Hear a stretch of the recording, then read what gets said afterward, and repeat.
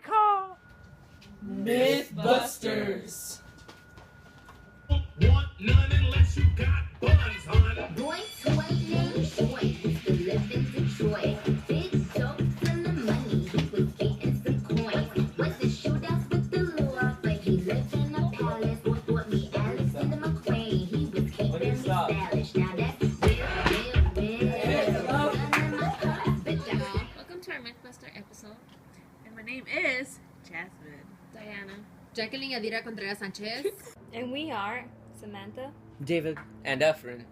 and today's Mythbusters episode is going to be about myth number 1. Stating that the most of the initial violence came from the British troops subjugating the American colonists. Oh, you're starting. Okay.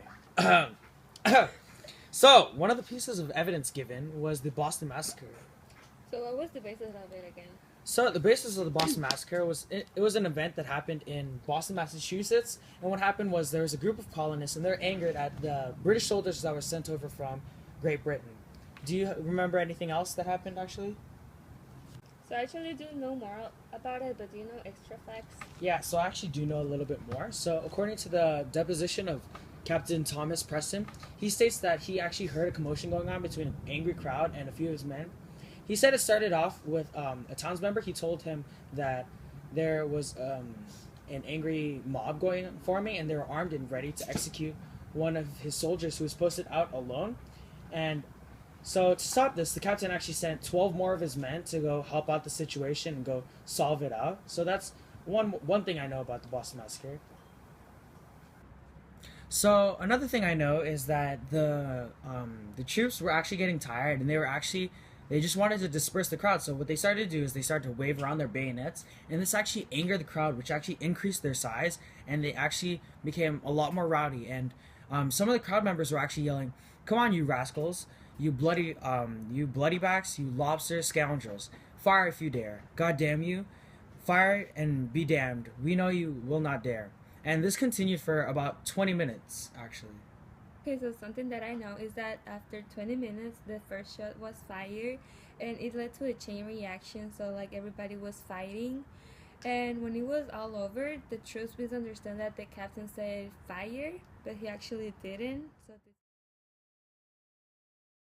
The revolution was actually not about the taxes. This is constantly disproven in Say You Want a Revolution, because colonists didn't care about having to pay this amount of taxes to Britain. They just wanted to be respected and known as British people by Britain, but they weren't.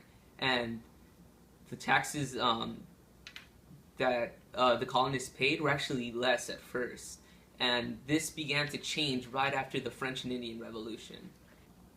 So after the French and Indian War, the colonists were expecting more land.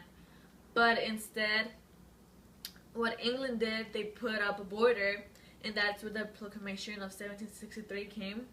That's where the colonists were jumping the border, and they were attacking the Indians, and then the Indians were attacking the colonists. That's when England sent the troops to protect them from the Indians, and the Indians to protect them from the colonists.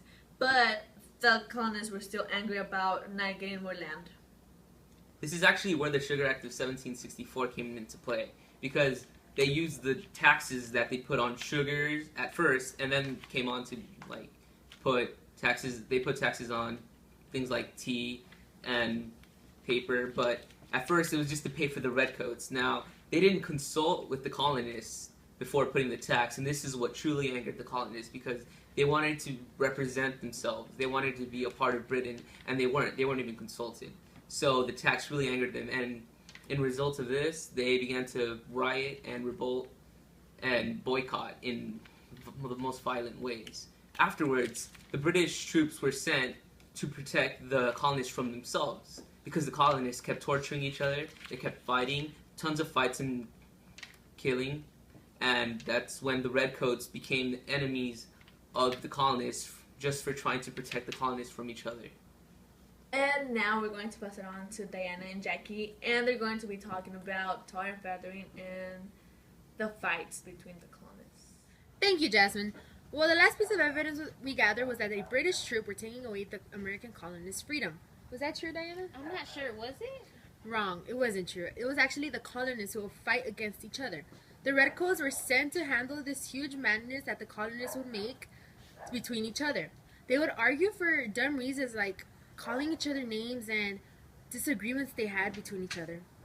So you're basically saying that when there was disagreements towards each other, they were like one of them had to be wrong, so they will be punished. Yes, and they'll be punished by tar and feathering them. They'll feather them for calling them chickens, and then they'll tar them, which will sometimes kill the colonists because it'll hurt a lot.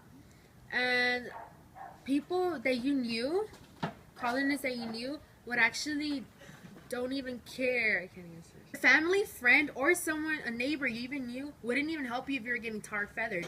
They would just go with the crowd and chant and yell for you guys. So you're basically saying that tar and feather was just used against their own like neighbors, and people in New England will use it against each other. So it was just basically sometimes for disagreements that they had. Yeah. Oh, okay. A source was that the colonists would argue to see whether or not to bring tea from East India Company, or because the king didn't want to. The king didn't want to allow it. So that's why they argued. Would you?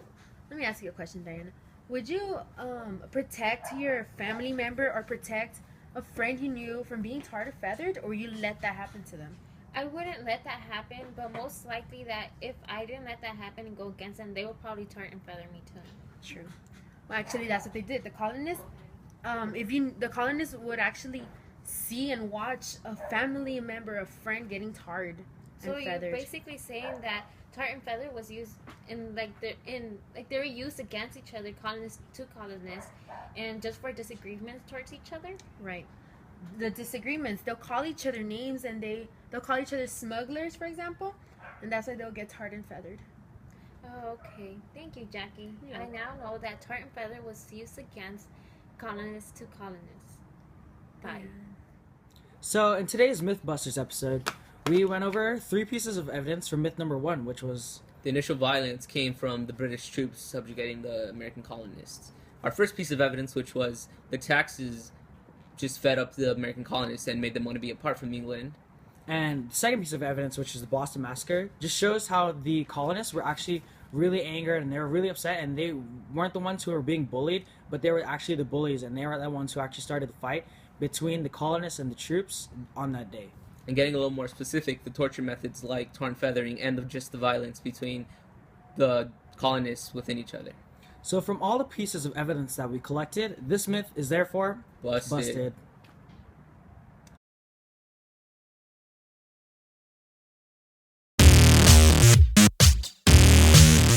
Oh no, wait. Oh, okay, let's start over. Wait. Wait, no, should we Okay. cut it out? Donkey Club! Okay, wait, cut it out. Okay, ready? Hold on. Ready?